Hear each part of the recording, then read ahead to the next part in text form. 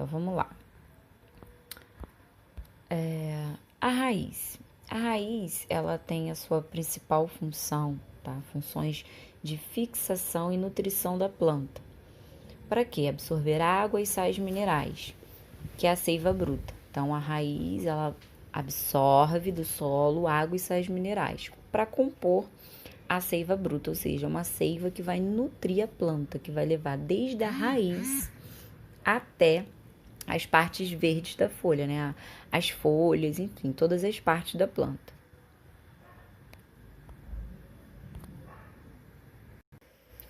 Ela tem a reserva energética, ou seja, o amido é uma substância, é um tipo de nutriente que ele reserva energia. Por exemplo, alimentos ricos em amido, mandioca, por exemplo, pães, alimentos geralmente com muita massa, tem muita quantidade de amido, tá? A batata, porque é um tipo de nutriente que dá muita energia pra gente. Não que os outros não dão, mas esse tipo de alimento dão mais energia. Por isso que de manhã, quando a gente vai ou vai pra uma academia, fazer uma atividade extra, ao invés de ficar comendo pão, coisas muita massa, alimentos processados, os nutricionistas indicam comer coisas mais saudáveis, como mandioca, alimentos mais ricos em amido que vai dar aquela energia, tá? Então dá a reserva energética. O geotropismo positivo.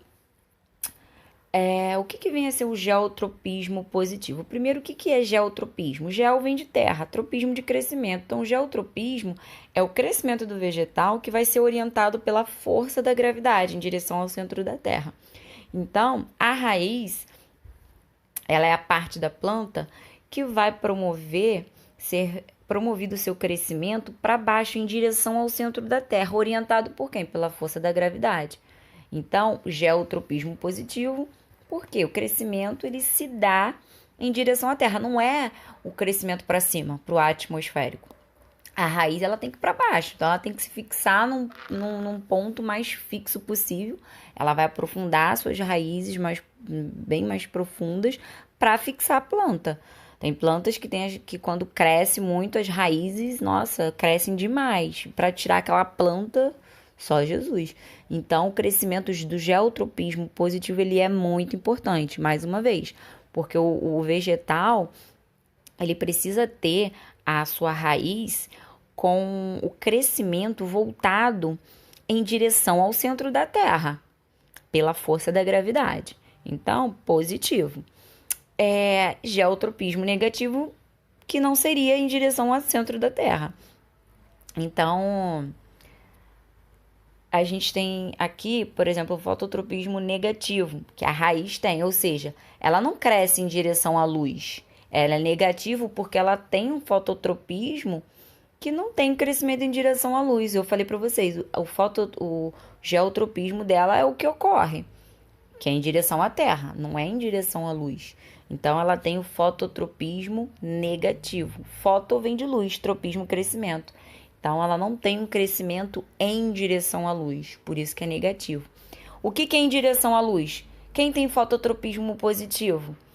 É a folha, sabe? O caule ele vai crescendo para onde? Para cima. Pode ver que uma plantinha, quando ela tá torta, por que às vezes ela fica torta? Porque às vezes ela tá num lugar onde o crescimento ali tá indo em direção à luz. Então, se o sol só tá batendo ali naquela direção, ela vai crescer para lá. Se ele tá crescendo para a esquerda, vai crescer para a esquerda. Por isso que tem plantas que crescem meio tortinha, porque vai observar onde tá a direção da luz. Tá? Então, o fototropismo, o que significa? É o crescimento do vegetal orientado em direção à luz, tá? Bom, algumas zonas para vocês entenderem da raiz. Zona de ramificação, que é essa de cima aqui. Deixa eu colocar a escovinha. Essa é uma zona de ramificação, onde ela começa a se ramificar. Zona pilífera, onde tem os pelinhos, né? Para ajudar na absorção de nutrientes do solo. Zona de crescimento, que é essa daqui, ó. Deixa eu colocar aqui. É a zona de crescimento. Ou seja, é a zona que vai promover o crescimento dessa raiz, tá? Deixa eu tirar isso. A região lisa e a coifa. A coifa é aquela proteção, tá? A região lisa é chamada também de zona de crescimento. Então, a coifa aqui, ó, essa região aqui, que vai proteger a raiz. Tipos de raiz. Axial ou pivotante, fasciculada ou em cabeleira. Qual é a diferença? Vamos lá. São esses dois tipos. A axial, ou chamada de pivotante, o nome já diz, pivô, existe uma raiz principal, como vocês estão vendo na figura. Aqui, ó. Tá vendo? Uma raiz principal. Você vê que tem uma raiz maior do que as outras. Diferentemente da raiz fasciculada, olha aqui. Ela tem um monte de cabelinho, você não consegue identificar, diferenciar uma raiz principal aqui. Não tem, tá vendo? Olha a diferença de uma para outra. O nome já tá bem específico. Então, que é tipo de raiz? A gente tá falando de raiz, e a gente vai continuar falando de raízes terrestres, subterrâneas, aéreas e aquáticas. Então, como vocês estão vendo aí a diferença, só para demonstrar aqui para vocês, ó, raiz subterrânea, aquática e aérea. O nome já tá bem explícito, né? Aérea, porque vocês estão vendo que dá em tronco de árvore, subterrânea debaixo do solo e aquática na água. Bom, algumas adaptações. Raízes tuberosas são aquelas que reservam energia. Lembra que eu já tinha falado anteriormente? Opa. Ó, o nabo, a beterraba, a cenoura, a mandioca, essa eu já tinha falado anteriormente, e a batata doce. Então, são aquelas raízes que dão debaixo da terra, tem muita reserva de energia, que é um nutriente, que é claro que em excesso vai ser convertido em gordura, glicose, até porque se a gente comer pão demais, até mesmo batata doce demais, aipim demais, é convertido em açúcar. Esse amido, que é reserva de energia, é um nutriente muito bom, mas esse amido em excesso, ele vai ser transformado, ele vira açúcar no sangue. E aí fica em excesso, né, gente? Tudo em excesso faz mal. Raízes escoras, como elas servem como suporte. Como vocês estão vendo, elas têm muita força. Justamente dá em mangues, esses lugares alagadiços, né, que tem muita lama, justamente para elas se manterem firmes e poderem respirar. Raízes pneumatóforas, que são essas raízes, tá vendo que elas ficam para cima, com esses cabinhos aí para cima, tá vendo? Para auxiliar principalmente aí na respiração. Essas anteriores aqui é mais como suporte mesmo, elas se manterem fixas. Essas aqui é mais para respirar. Então, também dão em mangues, lugares aí alagadiços, como vocês estão vendo, lamacento. Raízes sugadoras, são chamadas também aquelas plantas parasitas, como o cipó-chumbo e a erva de passarinho. Se vocês analisarem, existem algumas plantas que existem outras sobre elas, que formam um emaranhado, tá? Então, são chamadas de austórios também, ou seja, elas sugam os nutrientes da planta que elas estão parasitando, tá? Que elas estão ali servindo, é como se fosse mesmo, sabe, um carrapato? Que uma lombriga, que é um parasita, tá lá se alimentando do seu sangue, do seu nutriente. Então, só que aí a gente tá falando de plantas. Caules, quais são as suas funções? Como vocês estão vendo aí na imagem à direita, as suas funções principais são de suporte de folhas, flores e frutos. Então, é da sustentação para segurar as folhas, flores e frutos. Outra função, condução de seivas. Então, conduzir as seivas, tanto a seiva bruta, seiva elaborada. Como vocês estão vendo na imagem aí, na setinha, são os sais minerais que vão ser conduzidos desde as raízes das plantas, né? Como eu falei na aula passada, que as raízes absorveram, vão levar os nutrientes para todas as partes, para a folha, na folha, ser feita a fotossíntese. E a seiva elaborada já é o produto final da fotossíntese, vocês viram isso. Reserva energética, que contém o amido, que é a principal fonte de reserva de energia da planta, né, que está, nesse caso, no caule, não só na raiz, que a gente viu que tem amido, né, presente na raiz, mas tem também aí no caule essa fonte de reserva energética, principal nutriente de energia.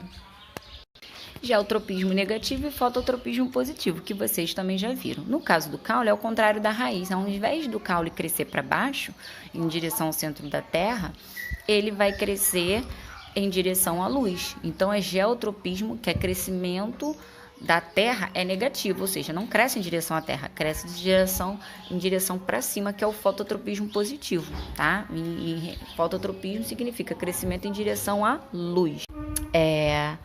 Existem os caules aéreos, subterrâneos e os aquáticos. Os aéreos, eles são divididos em eretos, rastejantes e trepadores.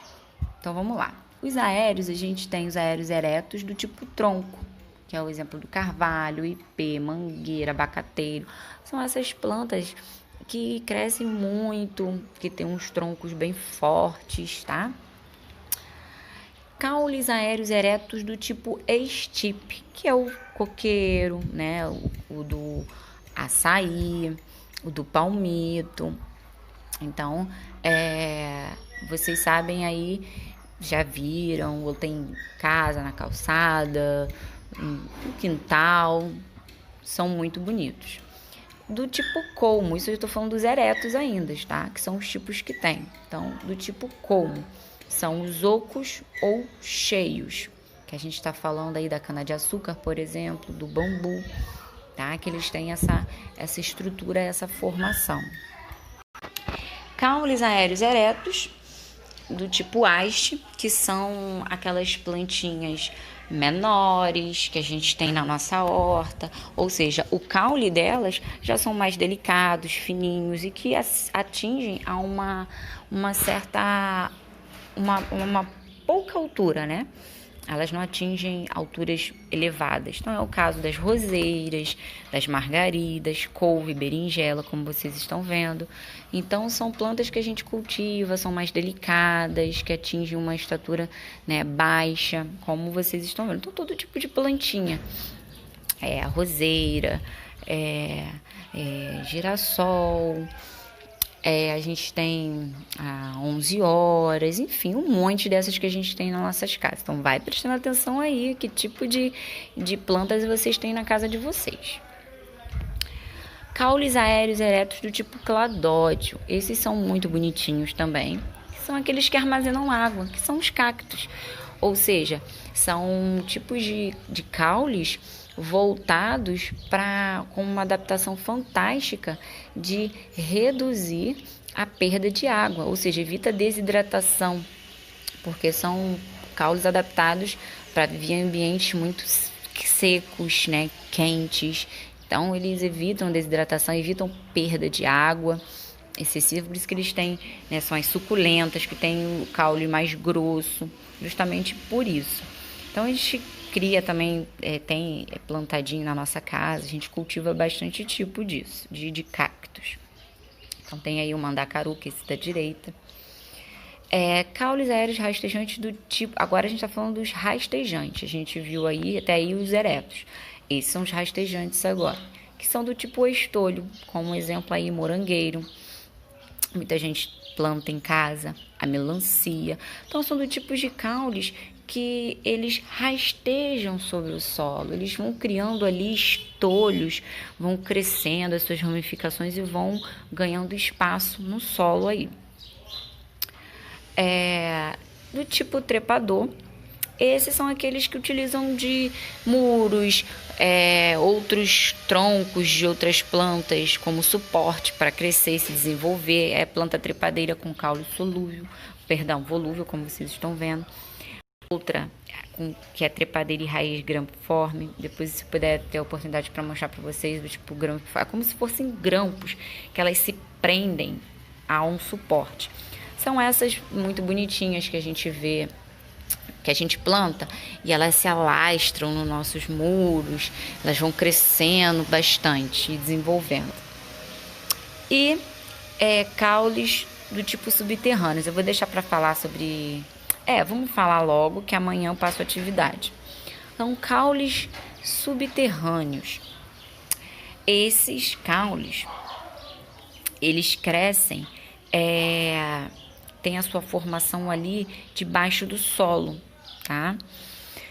Então, do tipo rizoma, parecem ali raízes, mas na verdade é o próprio caule. Então, a espada de São Jorge, por exemplo, a bananeira, são tipos de caules subterrâneos. Outro tipo de caule subterrâneo, só que do tipo bulbo. A gente viu do tipo rizoma, agora do tipo bulbo. São cebola, alho, os lírios, tá vendo? Eles têm toda uma estrutura semelhante uns com os outros, tá? Porque tem a sua formação ali debaixo mesmo do solo, tá? Tubérculos, que são de reserva de energia. Lembra que eu falei das raízes? Tipo de raízes que fazem a reserva de energia? Os caules também têm a sua reserva de energia, tá? Que é do tipo tubérculo, que é o caso aí do inhame, a batata inglesa. Lembrando que a batata doce é o tipo de raiz subterrânea, tá? E não de caule subterrâneo. Então, a batata inglesa, que é do tipo caule subterrâneo, tá ok? Não confunda. Então, a gente tem aí a dália. Então, a parte que você come da batata inglesa, ela é o tubérculo. Então, caládica, essa planta aí bonitinha. O inhame, que a gente come. Algumas pessoas comem, né? Porque outras não gostam. Então, recapitulando essa questão da reserva de energia... Porque, gente, são caules que são ricos em substâncias nutritivas, tá? Que tem muita propriedade de energia. Não é que os outros alimentos não tenham energia, só que esses vão dar mais energia, tá? E os caules aquáticos. Então, por exemplo, a Vitória régia, preste atenção, é uma planta aquática que tem um caule subterrâneo do tipo rizoma. Então, como vocês estão vendo aí, na imagem à direita, o rizoma dela lá no solo, tá na água, mas o rizoma, ele impregna, cresce ali naquele solo, daquela ambiente aquático, e em cima tem a folha, tá? Que é um tipo de caule, só que do tipo caule mais do tipo rizoma. O aguapé, a elódia, como vocês estão vendo, tá bom? E modificações do caule.